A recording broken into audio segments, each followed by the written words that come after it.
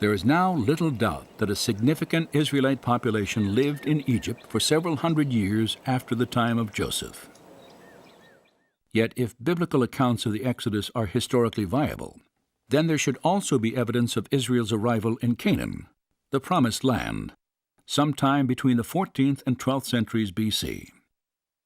Such evidence does exist.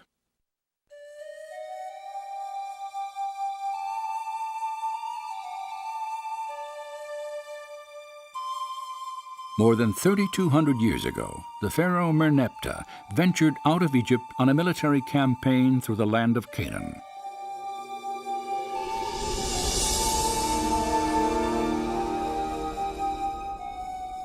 Later, in a poem proclaiming his victories, he boasted that Israel is laid waste.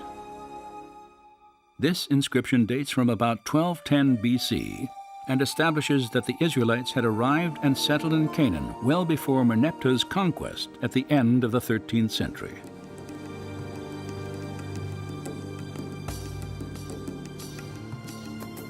Additionally, at Tel Amarna in Egypt, archaeologists have uncovered a series of letters on cuneiform tablets. Many were authored by Canaanite rulers early in the 14th century BC. These letters contain desperate pleas to the Egyptian pharaoh Akhenaten for military assistance to defend Canaan from nomadic invaders. One of them warns that if Pharaoh does not act, all Canaan will be lost. The invaders were identified by the name Apiru.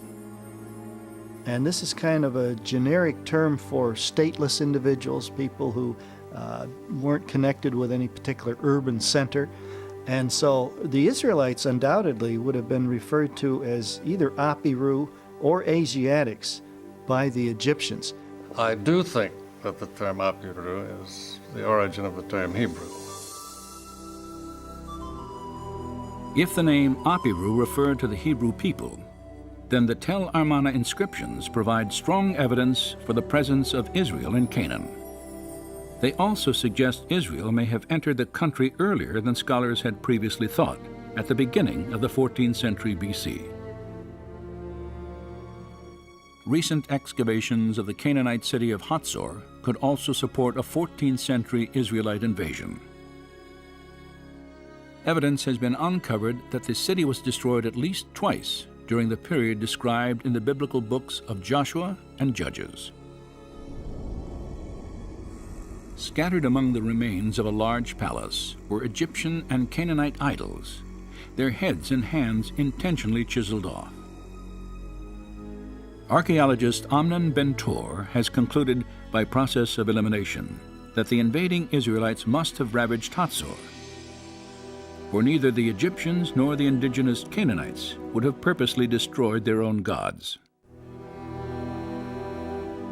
So we should expect to find evidence in Canaan for the conquest. And when we examine some of the places that are named in the book of Joshua, we do indeed find archaeological evidence to back up the biblical account.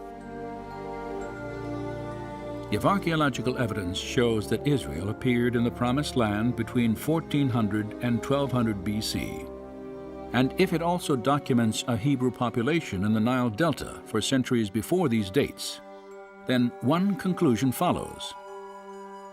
The Israelites must have migrated from Egypt into Canaan, and an exodus actually occurred.